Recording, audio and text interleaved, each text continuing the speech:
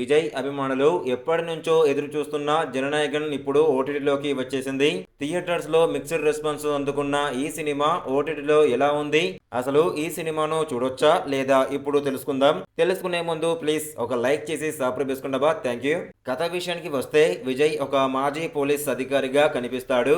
Police ఉద్యోగానికి దూరమైన తర్వాత తన జీవితాన్ని ప్రశాంతంగా కొనసాగించాలని అనుకునే సమయంలో పరిస్థితులు ఆయనను మళ్ళీ ఒక పెద్ద పోరాటంలోకి తీసుకెళ్తాయి. ఈ పోరాటం కేవలం వ్యక్తిగత సమస్యలతో ఆగిపోకుండా రాజకీయ వ్యవస్థ, అధికారం, ప్రజల హక్కుల చుట్టూ తిరిగే పెద్ద సమస్యగా మారుతుంది. అసలు విజయ్ ఎందుకు ఈ పోరాటంలోకి రావాల్సి వచ్చింది, ఆయన ఎదుర్కొనే ప్రధాన వ్యక్తి ఎవరు, చివరికి ఈ పోరాటంలో గెలిచేది ఎవరు అనేది సినిమా కథ. సినిమాలో విజయ్ స్క్రీన్ ప్రెజెన్స్ చాలా ఆకర్షణగా నిలుస్తుంది.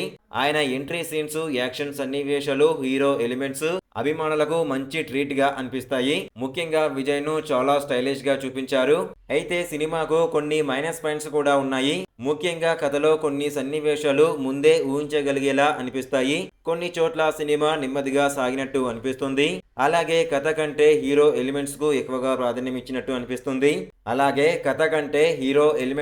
ఎక్కువగా ప్రాధాన్యత ఇచ్చిన సన్నివేశాలు కూడా ఉన్నాయి.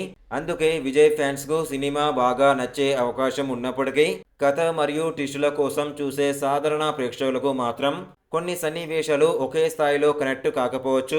మొత్తంగా చెప్పాలంటే జననాయకన్ అనేది విజయ్ అభిమానులకు ఒకసారి తప్పకుండా ట్రై చేయగల movie. Action, political drama, hero elevations ఇష్టపడే వాళ్ళు ఓటీటీలో చూడవచ్చు. కానీ చాలా కొత్తగా ఉండే కథ ఇది. వరుస ట్విస్టులు కావాలనుకునే వాళ్ళు మాత్రం అంచనాలు తగ్గించుకొని చూడటం మంచిది. మీరు ఇప్పటికే జననాయకన్ చూశారా? మీకు సినిమా ఎలా అనిపించింది? మీ అభిప్రాయాన్ని కామెంట్ లో చెప్పండి. ఇలాంటి కొత్త ఓటీటీ సినిమాలు, వెబ్ సిరీస్ రివ్యూల కోసం ఛానల్ ని సబ్స్క్రైబ్ చేసుకోండి. ఇంకా ఇలాంటి బెస్ట్ మూవీస్ కావాలనుకుంటే మన వాట్సాప్ గ్రూప్ లో జాయిన్ అవ్వండి. డిస్క్రిప్షన్ లో లింక్ ఇచ్చాను.